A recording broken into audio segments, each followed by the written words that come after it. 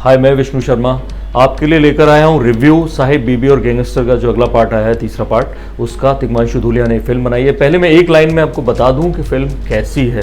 अगर आप संजू फैन हैं और इस सीरीज़ के फ़ैन हैं, अगर दो पार्ट बेसिकली, अगर आप संजय दत्त के फ़ैन हैं, संजू को देखने के बाद आपका जो प्यार है या जो आपकी भावना है संजय दत्त को लेकर वो उमड़ आई है, तो ज़रूर इस फिल्म को देखिए। और अगर आप इस सीरीज़ को देखते आ रहे हैं, साहिब बीबी और गैंगस्टर, जो साहिब बीबी और गुलाम गुरदत्त की थी, उसको आधार पर बनाई गई, उसको अगर आप देखते आ रहे हैं तो ज़रूर देखिए। लेकिन अगर आप वाकई में पूछना चाहते हैं कि फिल्म कैसी, और आपने ये दोनों सीरीज़ नहीं देखी और संजय दत्त के फ़ैन भी नहीं है, तो ये फिल्म सो टाइप है। जी हाँ, इस फिल्म को केवल संजू का लक बचा सकता है। एक लाइन में फिल्म आप 2.5 या 3 स्टार अपने हिसाब से दे सकते हैं, इससे ज़्यादा नहीं। तो फिल्म तिग्मांशु धूलिया ने बनाई है। कहानी मैं आपको बताता हूँ। इस फिल्म की जो कहानी है, शुरुआत से जो सीरीज चल रही है वही है। आदित्य प्रताप सिंह, जिम्मी शेरगिल आदित्य प्रताप सिंह के रोल में है। एक ऐसे उजड़ी रियासत के प्रिंस हैं जिनको अपना खर्च चलाने के लिए, अपनी शान शौकत बचाने के लिए तमाम तरह के गलत धंधों में, यानी कॉन्ट्रैक्ट किलिंग तक में उतरना पड़ता है।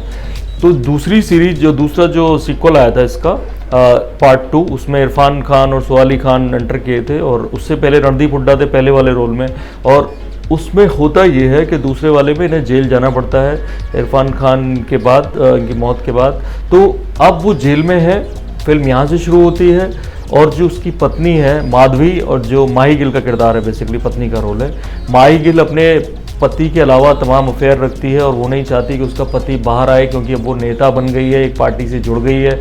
तो ऐसे में संजय दत्त का रोल क्या होता है? संजय दत्त का रोल एक दूसरी उजड़ी रियासत के प्रिंस के तौर पे है, जो बुरा नहीं है, बिल्कुल संजू जैसा। आपको लगेगा आप संजू पार्ट 2 देख रहे हैं, संजू जैसा किरदार है।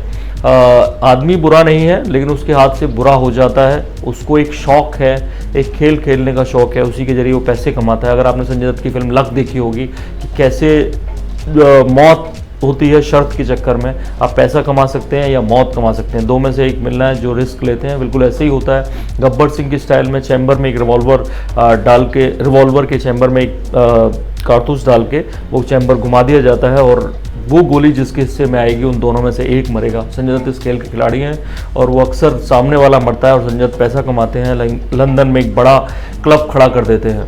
हालांकि उनकी फैमिली लाइफ भी दिखाई है, लेकिन उससे अच्छा नहीं चलता तो तलाक लेते हैं। और एक दिन संजय दत्त को डिपोर्ट कर दिया जाता है, उन्हें भारत आना पड़ता है। भारत आकर जो अपनी उनकी रियासत थी, उसके फादर और अपने सौतेले भाई दीपक तिजोरी से, फादर का रोल कबीर बेदी ने किया है, माँ का रोल नफीस अली ने किया है, उनसे अपना हिस्सा मांगते हैं। जो उनका महल था, उन्होंने होटल बना दिया था, अब वो दूसरी ज़मीन पर वैसा ही होटल खड़ा करना चाहते हैं। और ऐसे में संजय दत्त को उनका परिवार मना करता है और चाहता है कि संजय दत्त को मार दिया जाए ताकि वो अपना हिस्सा ना मांगे। संजय दत्त के जो प्यार, बेसिकली जो उनकी लव इंटरेस्ट है, वो चित्रांगदा सिंह है, जो एक लोकल नर्तकी है।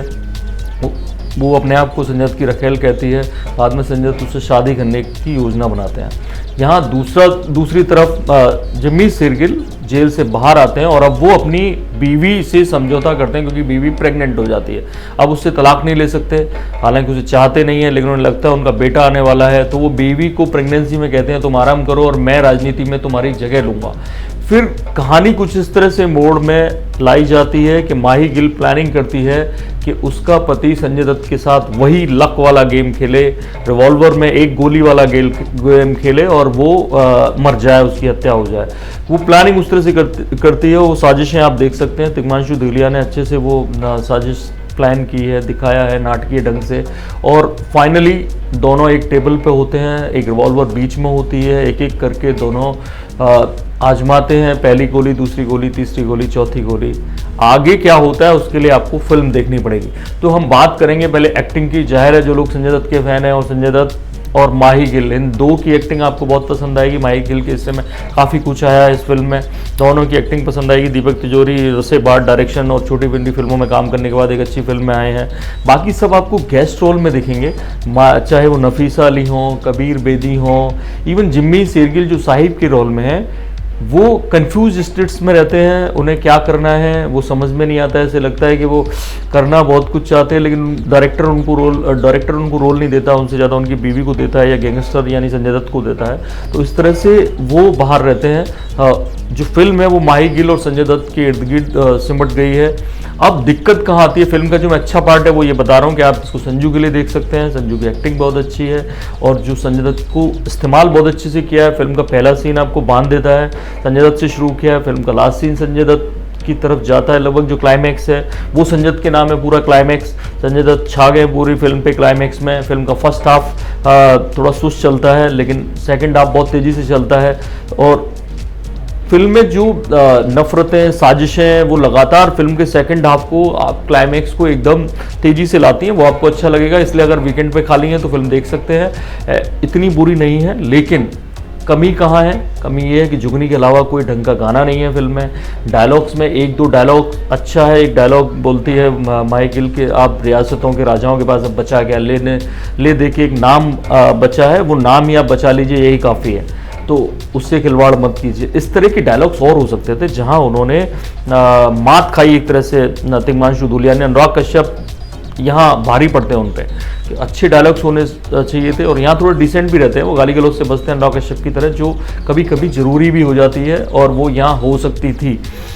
तीसरा दिक्कत आती है सबसे बड़ी, वो ये कि जिसने दो फिल्में नहीं देखी हैं इस सीरीज़ की, उसके लिए कई किरदार समझने मुश्किल हो जाते हैं। सोहा अली खान का, उसके फादर का, उसकी बहन का, ऐसी किरदार, या उनके सहयोगी कन्हैया का, तो उससे समझ में नहीं आता है कि ये किरदार आए क्यों, गए क्यों, और पहली फिल्म क्या चल रही थी। बाहुबली की तरह आप स्केचेस के थ्रू थोड़ी सी कहानी बता सकते थे, वो उन्होंने नहीं बताई। कुछ जो किरदार नए लॉन्च हुए हैं उनके आपस की ट्यूनिंग को समझना भी मुश्किल था। संजय दत्त का फादर उससे इतनी घृणा क्यों करता है कि वो उससे जान से मारना चाहता है, ये समझना बहुत मुश्किल था, जो फिल्म में समझ में नहीं आया। ऐसी कई चीज़ें लैग करती हैं फिल्म में, लेकिन तिग्मांशु धूलिया ने एक अच्छा काम ये किया कि सेकंड हाफ में फिल्म को बहुत स्पीड से दौड़ाया और लगातार घटनाएं घटती गई, तो शायद लोग एक बार को उतनी बोरियत से फिल्म से नहीं उठते। उन्हें लगता है कि कहीं ना कहीं फिल्म स्पीड से उनको बांध के रख रही है। फर्स्ट हाफ जितना बोर करता है उतना सेकंड हाफ बहुत अच्छा बन पड़ा है। तो आप अगर खाली हैं तो फिल्म देखें। मेरी तरफ से इस फिल्म को 3 स्टार हैं। संजय दत्त के फैन हैं जरूर देखें। संजय दत्त की लक का इसमें इस्तेमाल किया गया है, लक वाले सीन का इस्तेमाल किया गया है, उस ट्रिक का इस्तेमाल किया गया है, तो हो सकता है संजय दत्त का लक इस फिल्म का बजट निकाल दे। थैंक यू, नमस्कार। इस तरह के रिव्यू आपको दिखाते रहेंगे। सब्सक्राइब करें हमारा यूट्यूब चैनल इन खबर। Thank you.